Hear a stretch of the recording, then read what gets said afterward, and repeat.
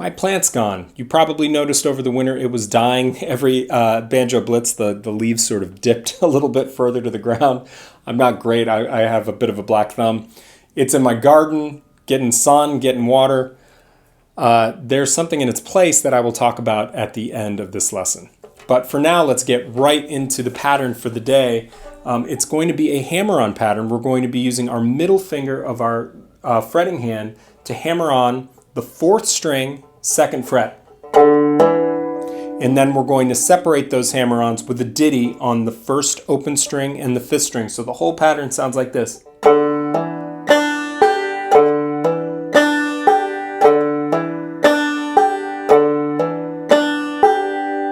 All right, let's get this guy going.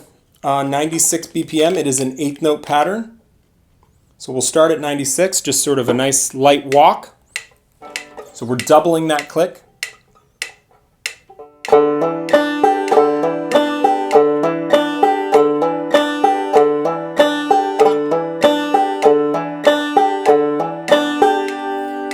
Okay, let's bump it up to, I'm going to go 132.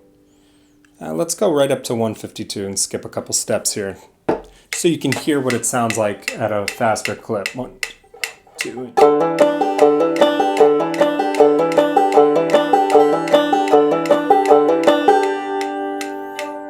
All right, let's crush it. I'm gonna max this thing out. It's 208.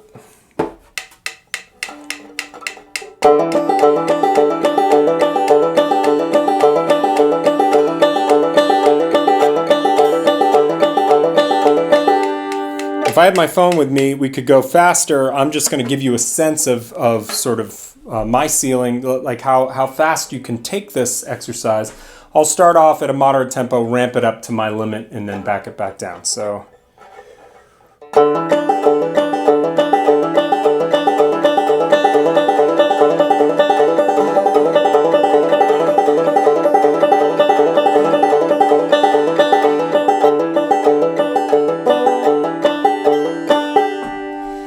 So that's kind of my limit. I would never play it that fast, obviously, in a tune. It's just not really a tune tempo. But having that kind of headroom, it's like taking your car and having a track day on the weekends at a racetrack and getting training in that way.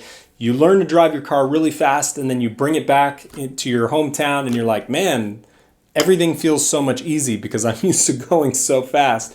I think the same is true for music. If you can bump your headroom up in all directions, from speed to volume and dynamics, it just gives you more room to breathe, and it makes all of your normal tempos seem that much easier.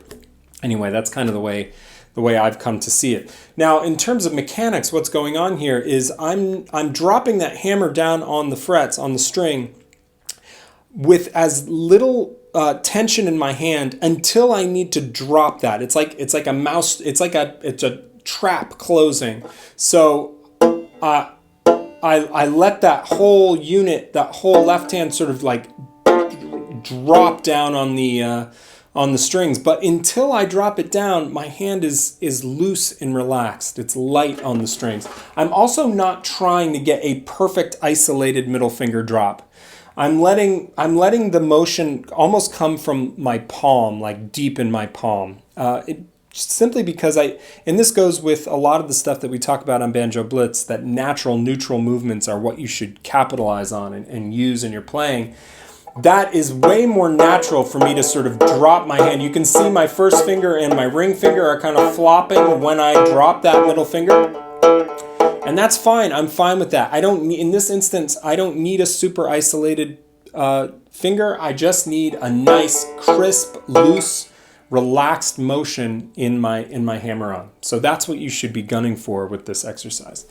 Okay, so yes, this guy over here in the corner. So many of you know this banjo. I've been using this banjo to play and teach. I've had this banjo for since 2002, so 15 years.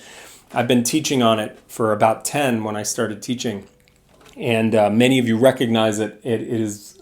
I never said I would get rid of this instrument, but it is for sale now because I have found its replacement, and the replacement I'm holding for ransom. I'm not going to unveil the new banjo until this guy finds a new home. I too attached to it, and I want to use it until my very last minute with it when it goes to its new owner. So if you are interested in buying this banjo, there will be information below. If it is sold, I will note that in the text below as well.